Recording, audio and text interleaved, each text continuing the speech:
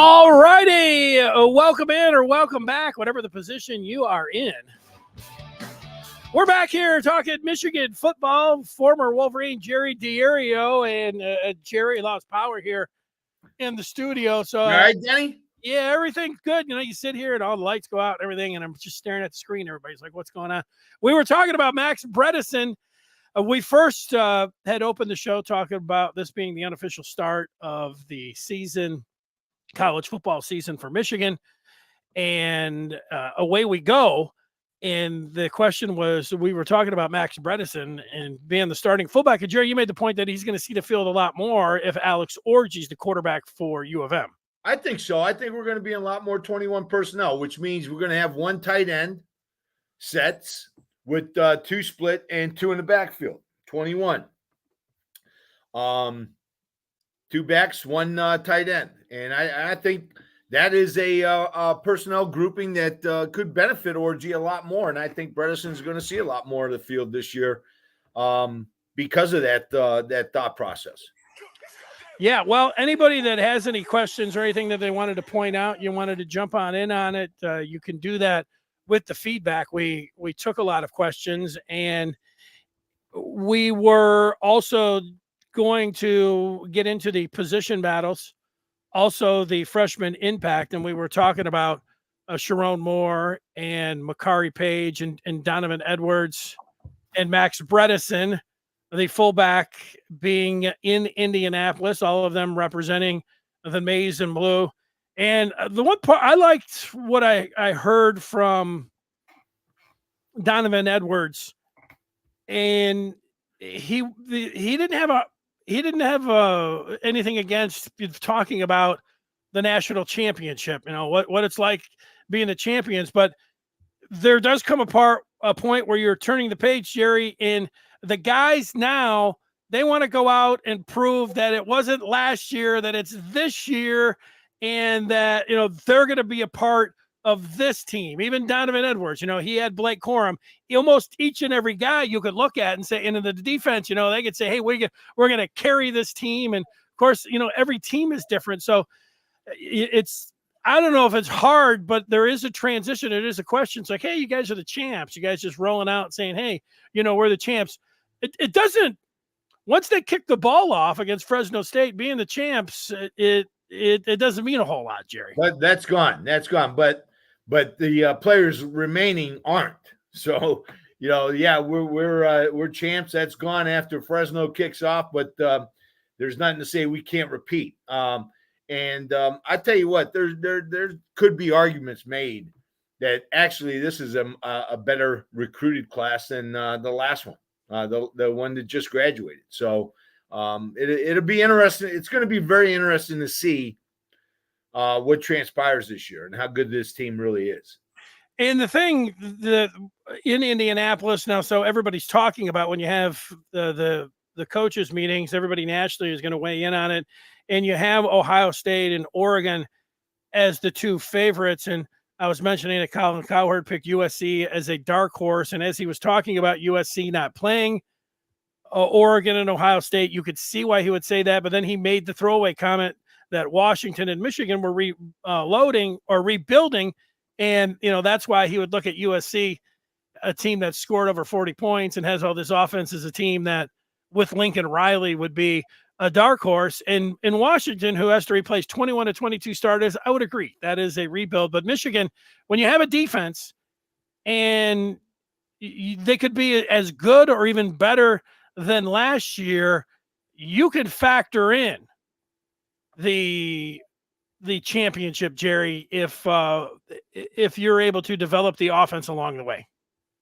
Oh, absolutely. No question about it. And that's another great point, Denny.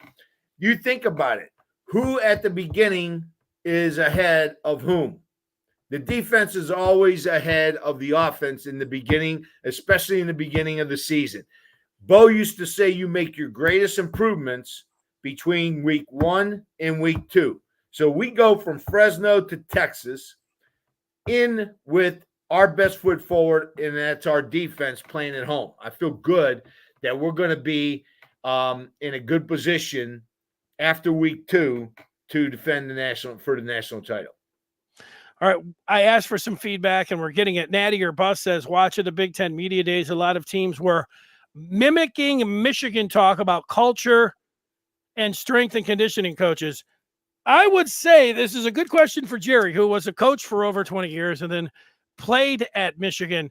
Now, back 20 years ago or 30 years ago, teams didn't talk about I don't know if they talked about identity. They didn't talk about culture. I don't think Michigan, I don't know who invented the word culture or identity. What did you call it back in the day? Coming together, gelling as a team, knowing where to hang your hat. What did you guys call that, Jerry? I used to call it camaraderie. I used to tell our kids that we want a camaraderie, and that begins in the weight room. And Denny, I was never one of those coaches that prided themselves on having 50, 60, 70 high school kids on a football team. What my pride was based on is that the kids I had, I could put in the game at any time and know that they could protect themselves because of how hard they worked in the weight room. And I know how hard I worked them in the weight room. So, yeah, culture, whether you call it culture, camaraderie, team building, whatever, it's all the same. It's all happening in the summer, in the workout, in the weight room, in the preparation for the season. So much. I don't think that's as big as it should be. Looked at as big as it should be. In the weight room, I know our teams that were at Michigan that I played on, the teams that were really gelling in the weight room, working out together, really inspiring each other, competing, pushing each other, those were the best teams. Yeah, and let's be honest, you can go through and in culture, you call it a lot of different things, but there's a togetherness, a brotherhood. You got to look out for the guy next to you, all of these different things. And how many times have everybody watching or listening been on a team where you don't really like one of the guys, and yet you have to play together. Even if you don't like that guy, you're still there on a team. And, and Bo, you say the team, you might as well be saying the culture, because that's what it's about being able to gel that way. But I do think, Natty or Bust, over the last 3 years, when you do have the ascending team and then you have the eventual national champ, all of the other teams are watching and looking and seeing what they can learn and what they can implement on their own team. And Michigan, while everybody was talking about spreading the field and pushing the ball down the field, and you had to make plays during the air, Michigan took a step back and zagged with Jim Harbaugh. And it started against Washington 4 years ago now, when they went to the ground and pound on the Huskies, and they were only up 10-0 at half. And everyone that I knew that was watching that game said, hey, great first half and everything else, but Michigan needs to start throwing the ball down the field because they're not going to be able to beat the other teams by the ground and pound. Little did we know that was the start of something big, Jerry, that they, in fact, were going to go to the ground and pound. Denny, I was in Ed Moransky's suite that game, watching the Michigan, and I heard that rumbling. Not from so much from former players, but from other people in there. Hey, this is great. We look fantastic, but we are not going to win Big Ten championships by not running the ball. Well, Denny, here's the thing. When the shift started to come and we started seeing all these spread offenses, and a great credit goes to the late, great Mike Leach, who really introduced the spread concept, the passing concepts. Remember, he was not a former football player from what I remember. He was a lawyer, if I remember correctly. And he really believed in the passing game. And that was his thing. I mean, that was his culture. That's what he wanted to perfect. And he did a phenomenal job at many places. And he kind of helped change that mindset from the old 3 yards in a cloud of dust, 3 things can happen when you pass the ball and 2 are bad. That kind of logic kind of went away there. And so you started seeing people moving towards that, and it put them in a competition where teams were very big and strong and physical, and now they could compete a little bit better, trying to raise the scores and outscore people. Yeah, Now the pendulum has shifted so much to the other side that now these passing teams got to figure out, how do we stop this run team? And that's not easy. I think it's a lot easier for a run team to establish a defense that can stop both the pass and run versus a pass team that their defense is going to be able to adjust to a run pass offense with what they'll see the next week. If you understand what I'm saying, I think you're saying that because of the physicality that it takes, because it's like boxing. You can go out there and do it, but if you're really going to fight someone that's going to be punching you better spar beforehand or you're going to get knocked out. You can't just walk into the ring. It's all about preparation. If I'm running against a defense as good as Michigan has been over the last few years, and we can establish our run game in practice, well, why wouldn't I think we can run the ball against anybody in the country? Okay. And if my defense can stop our run, I feel pretty good about that as well. So I think the pendulum has shifted back to where we're now starting to see people question that pass philosophy and think maybe we need to get more involved in the run game, because, and my point is that if you're concentrating on the pass, it's very difficult to make that defense physical to stop the run when you see run teams. And in the offseason, these teams are taking a look at all of the film at a team like Michigan that won it all and how they did it and what they can implement. And as much as coaches try to, act like they have something under, they don't want to reveal anything. I thought it was telling last year when Nick Saban at SEC Media Days, after it was done, he was just doing a stand-up talking to ESPN. And the question to him was about how things have changed in college football. And Nick Saban said, everybody's paying attention to Michigan, the physicality that they're playing with, being able to control the ball. And he recognized it. And then he said, I've just paraphrased, but he said, we are going to look to run the ball more so we can keep our defense fresher. He said, you can see it by watching that. And, it was a tribute to Michigan. And, it's something that a lot of teams are looking at for sure that way. But that was something last year. Nick Saban looked at it and he talked about it. There are not a lot of coaches. And we've seen how Ohio State, after that first year, and Michigan came out and said, we're just tougher. And then Ohio State preached it all off season like, we're going to be tougher. They were tougher. I don't know if they admitted that they were. I don't know if they were tougher, Denny, because they did. Okay, it's like I think we said it before. It's one thing to say we want to change our culture. Yeah. It's another thing to go out and do it. Right. And when you want to change from that style offense to a more physical offense, you've got to change your recruiting. You've got to change the type of people you're recruiting. I don't see it so far. I see them doing the same thing that they've been doing. Receiver, try to get a quarterback, receivers. Their offensive line is very suspect this year going into the season. Very suspect. Even Urban Meyer said that.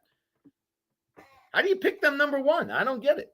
Well, because they just have an unbelievable amount of talent. I mean, that's why. Where's their talent at? At the receiver spot. Well, everywhere.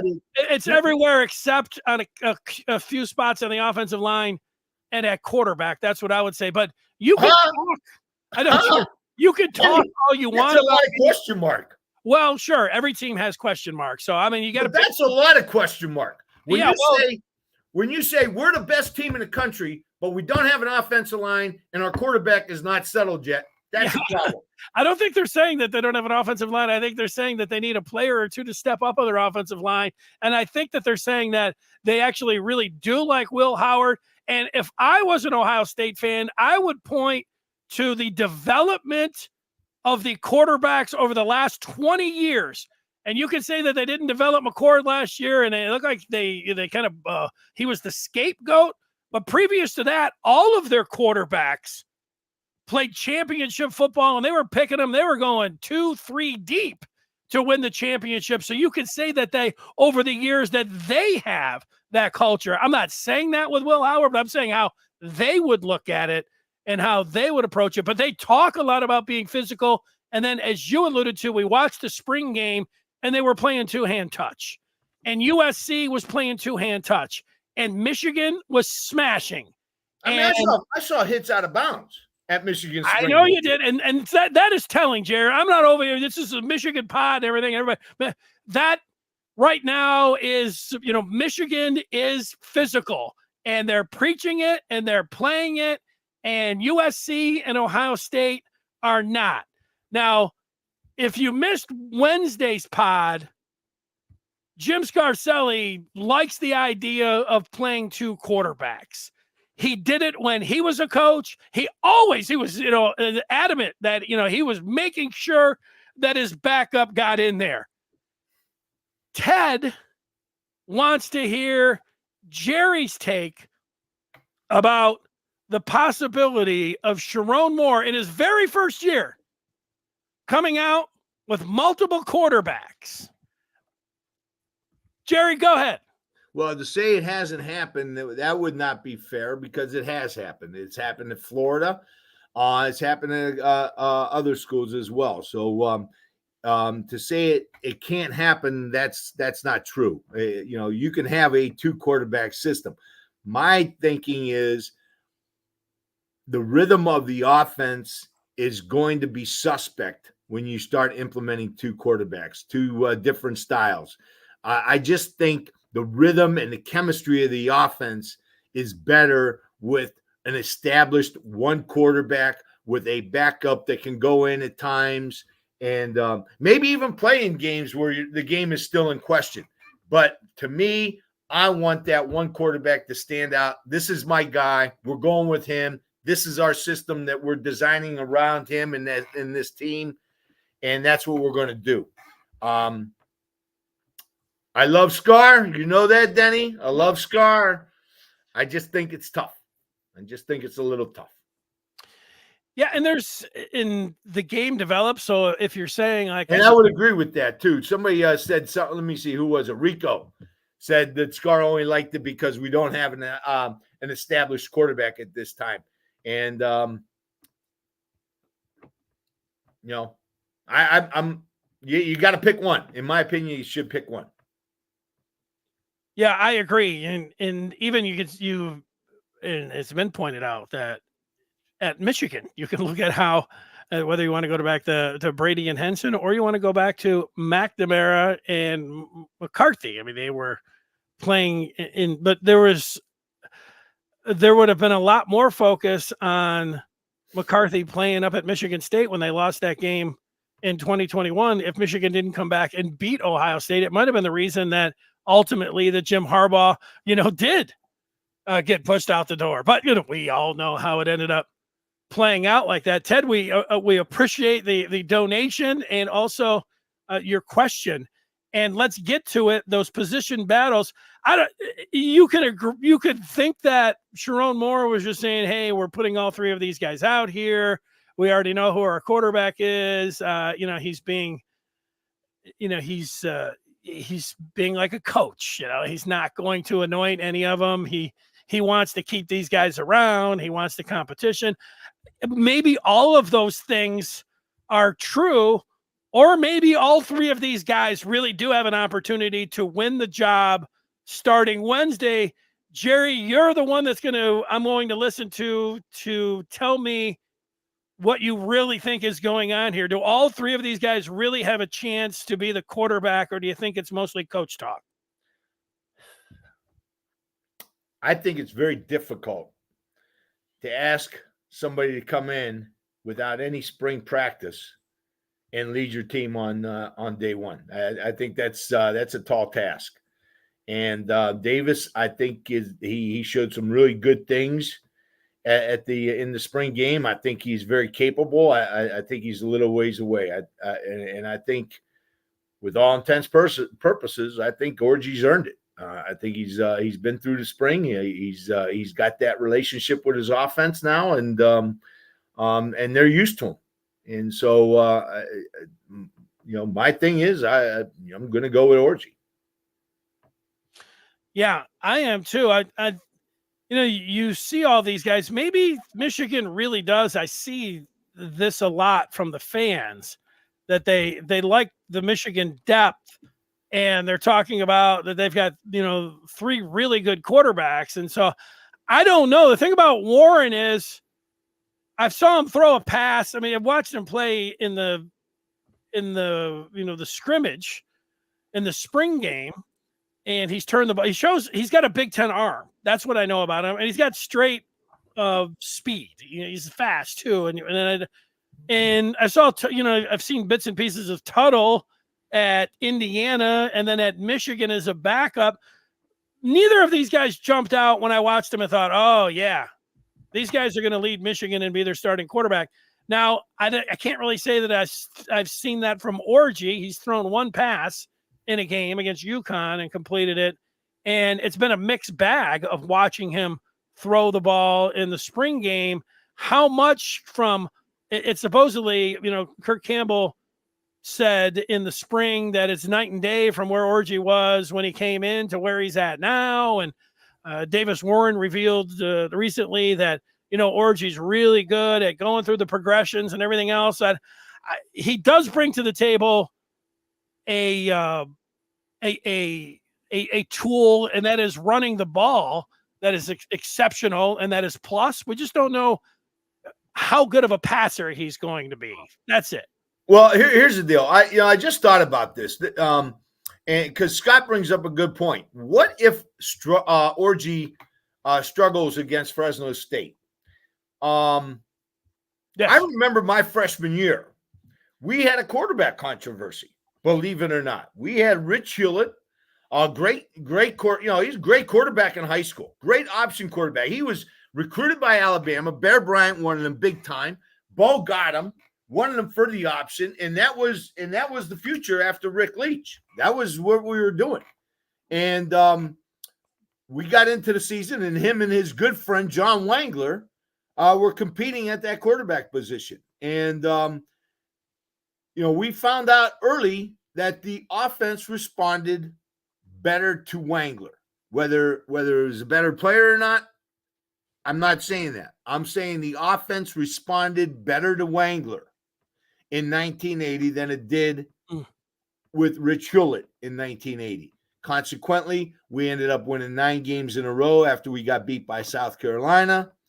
We ended up winning 9 games in a row and going and winning the Big Ten Rose Bowl championship. So, that's a fair point. That's a fair point, Scott. What if Orgy really struggles against Fresno? And I think it does open up the quarterback controversy again. Well, what if in camp they're out there and when they do scrimmage and they are going live, that Tuttle, the team is responding to him and he's leading the team down and they're scoring points and Orgy's not. Now, if I had to guess, it's going to be a battle, and the quarterbacks are going to have some good days, and then each one of these guys are going to have some bad days. Ultimately, I think that Orgy is going to win the job, and that so I hesitate to say that he deserves it but out of spring, he was the number one quarterback. He was the quarterback one. They don't send you up to the media room to talk to everyone if you feel like everybody you're not the starter. If that was coming out of spring, he was quarterback one. I also think, Jerry, and I don't know how much it plays into it, Orgy's from Texas. If there was ever going to be a game that he is going to dream of going out there and being able to play for Michigan and get out there, it's going to be against the Horns. I haven't been able to get away from that. If he's going to play his best football, I want Orgy against the Longhorns. I mean, is that crazy? No, absolutely not. And like we've talked about here, Denny, on a couple occasions. I mean, they're coming up to Ann Arbor. They're playing the best defense in the country. They're coming up here with a lot less weaponry on offense than they had last year. Orgy, in my opinion, could be a very effective game plan against Texas. Number one, he's from there. He knows the competition down in Texas. He knows those players very well. And I think Texas is going to have a hard time against our defense. I like it. So I think Orgy is going to be Very effective moving the ball.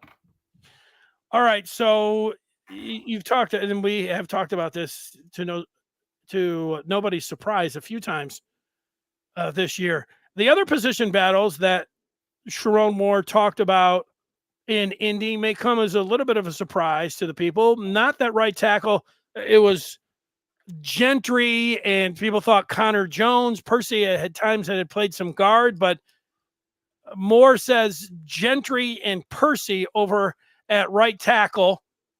Left tackle, Miles Hinton. Preeb at left guard, El Hadi, or either way, I think it's Preeb at left guard and El Hadi at right guard. And then here's the competition at right tackle. Is it good news or bad news, Jerry, that you have a coach saying that there's a position battle? How do you look at it? Little confused, to be honest with you. Are you telling me that Anderson has stepped up that much? Okay, you're going to the center. All right, there you go. There's Crippen and Anderson, too. That's the other offensive line spot. Okay, I'm sorry, Denny. That's okay. I'm sorry. Are you telling me that Anderson has stepped up that much, or is Crippen making you not so warm and fuzzy with your decision with him at center? I'm not sure how to read that one, to be honest with you. And it is a big question. I'm hoping it's the latter. I'm hoping Anderson has just really stepped up so much that they're saying, hey, we've got to take a look at this kid. Cass Tech grad, Detroit, Michigan. A lot of accolades in high school. Good ball player. There's no question about it. But Crippen has been, he has been one of those players that gets talked about with the other offensive lines that garnered so much success. So for Crippen to be in the fight for his center position, I'm a little confused. I'm hoping that Anderson has really stepped up, and not that Crippen is hurt or something else.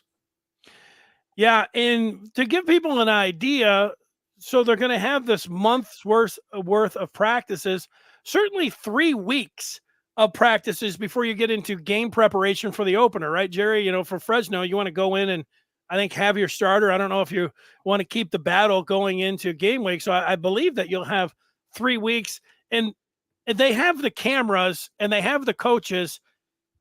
Everything is being evaluated every day, every snap, every time you're out there, every play that you're involved in, whether you're getting a grade.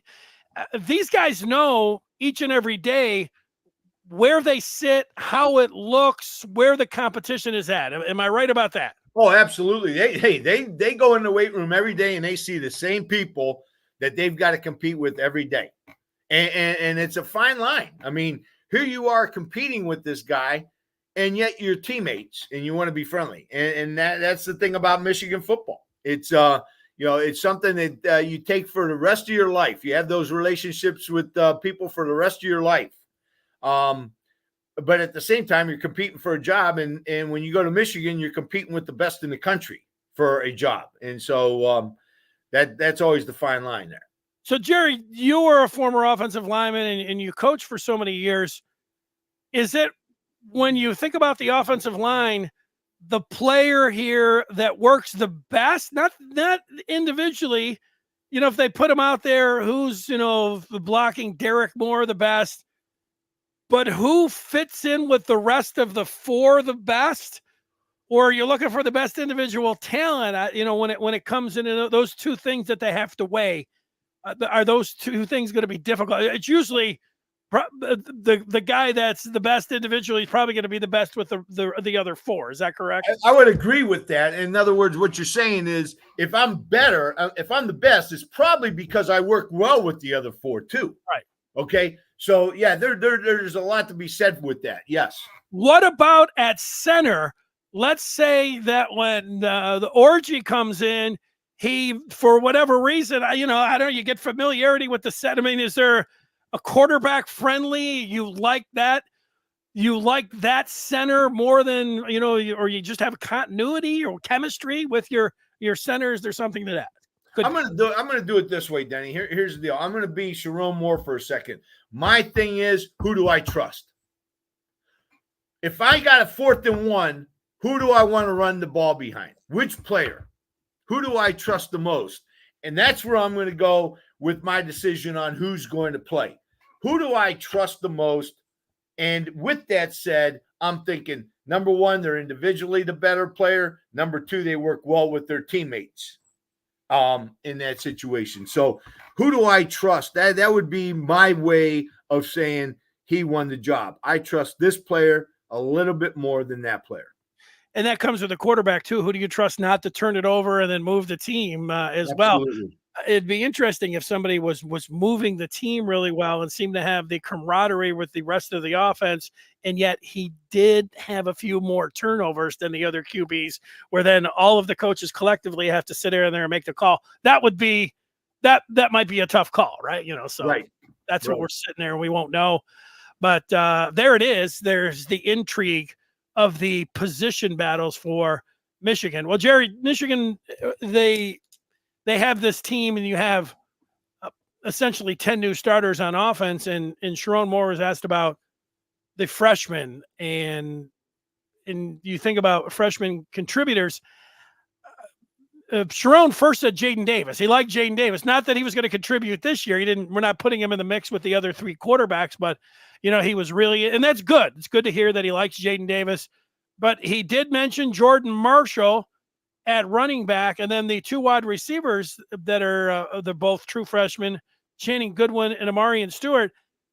Even though there's a lot of playing time, and I don't see a path unless there's an injury really for either running back or wide receiver.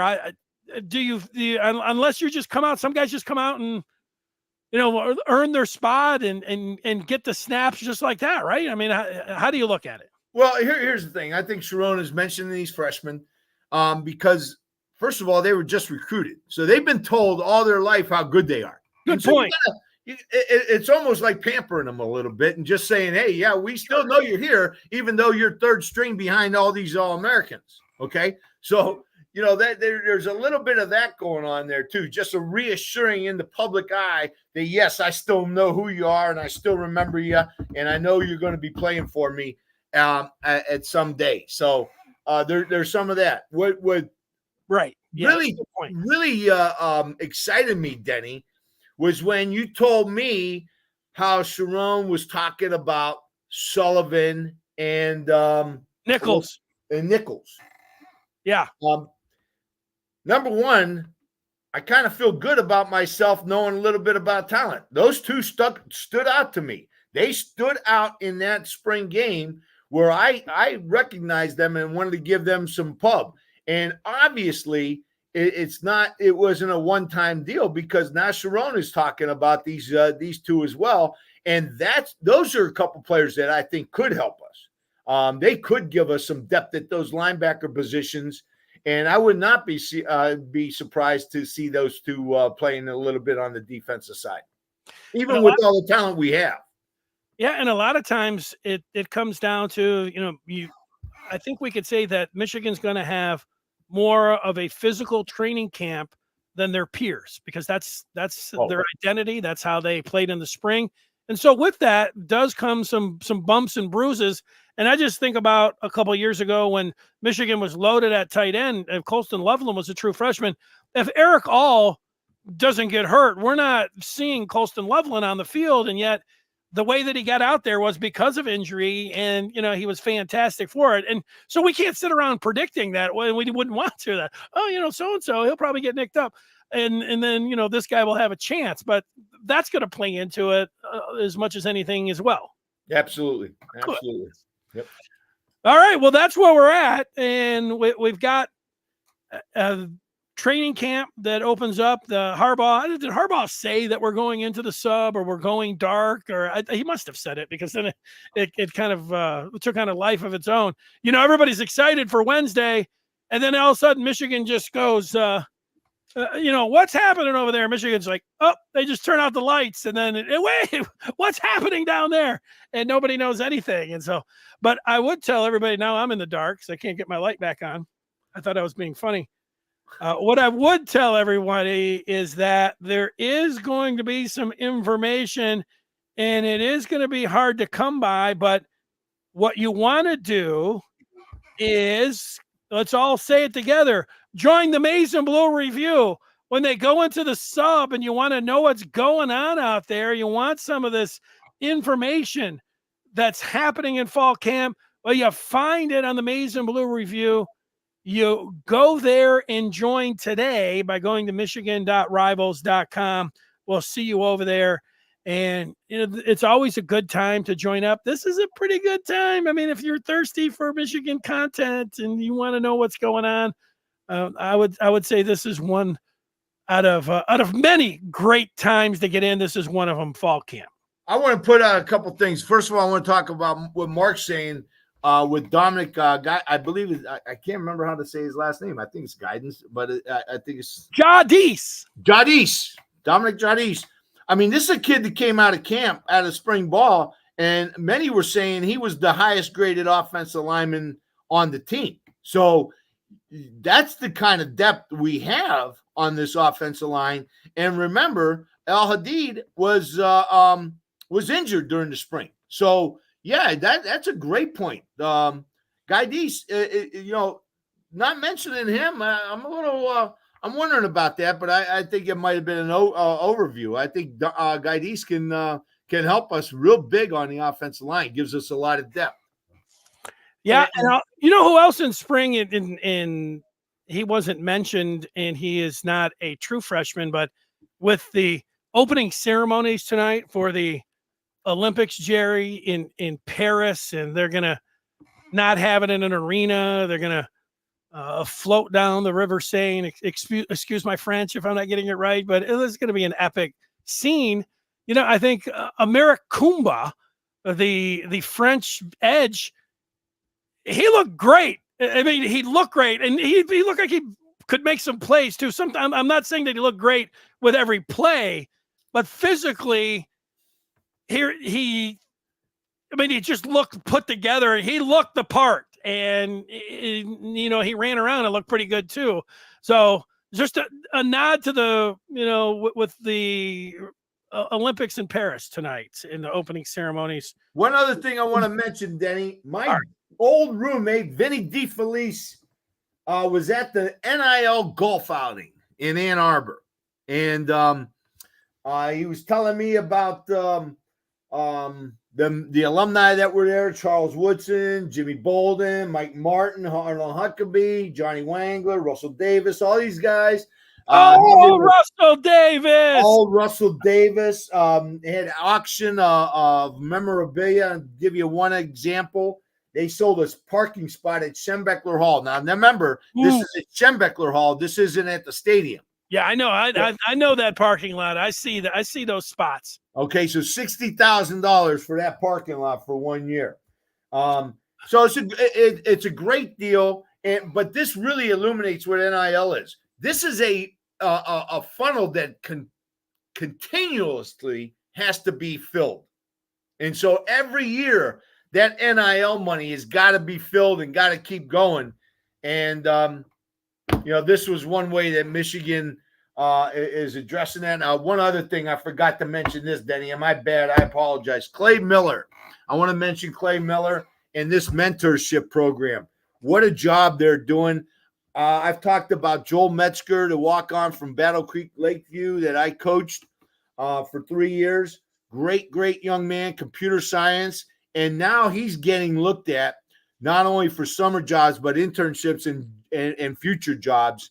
And this is the kind of impact that mentorship program is doing. And it's just, it's really a blessed thing. It's really a good thing. And this was one of the things I always had a problem with when I first graduated from Michigan. I didn't know who to go to get a job. And so now we have this mentorship program. It's really filled a void. And I'm just really proud of what Clay is doing with this mentorship, and just really neat to see this. Yeah, great job, Clay Miller. Couple more things here. Who's the H-bomb, Mark? Huckabee D and Davis Close. Who do they call the H-bomb? Do you know, Jerry? H-bomb. Henny. It was Huckleby.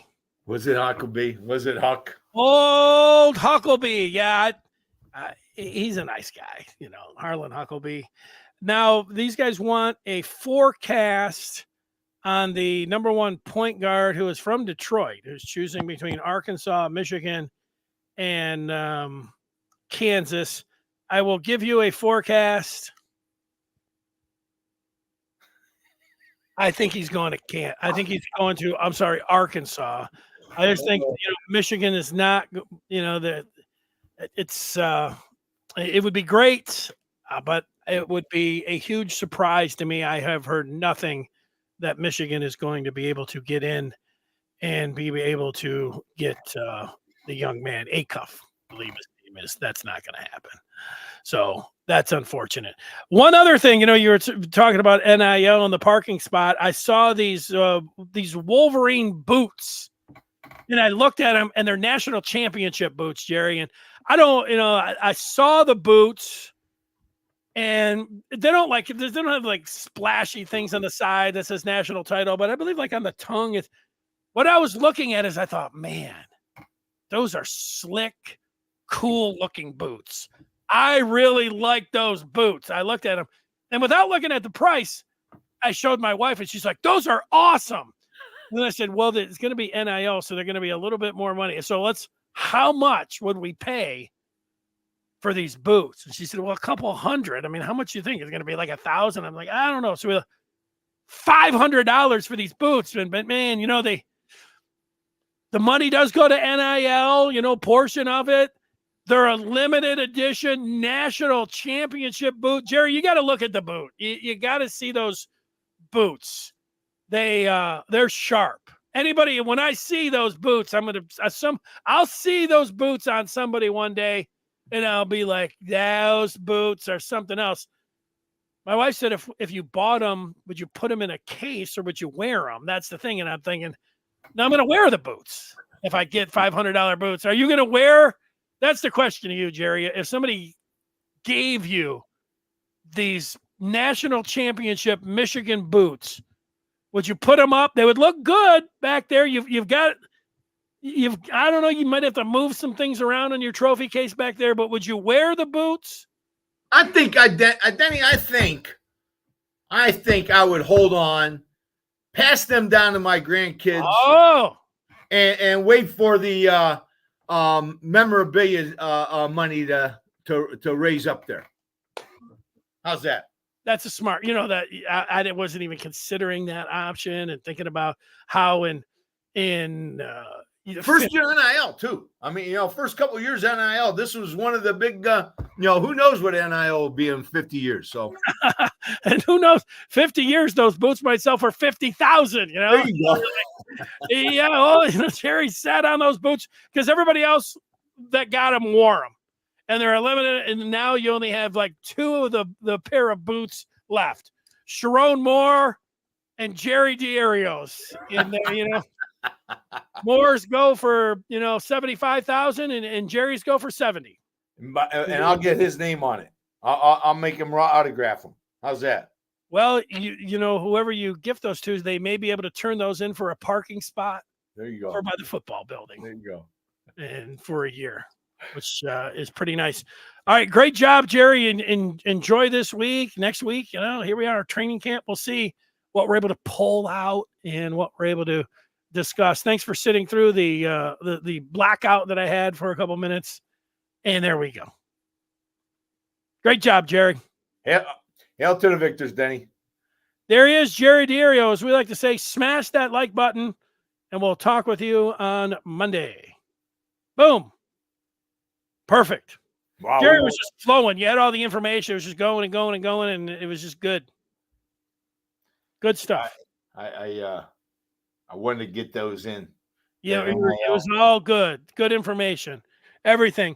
I really liked, people that this is where the value always of being a former player and coach, but just talking about those position battles and what it's going to come down to, you nailed it. You hit all the key points there. It was interesting. It was educational. I liked it. Thanks, Denny. I appreciate it. You always line it up. You always tee up the ball real nice. Well, we try to tee it up, and then you still have to knock it right down the fairway, though. What you did. All right. Thanks, Jerry. Thank you, Denny. Talk to you soon. Take care.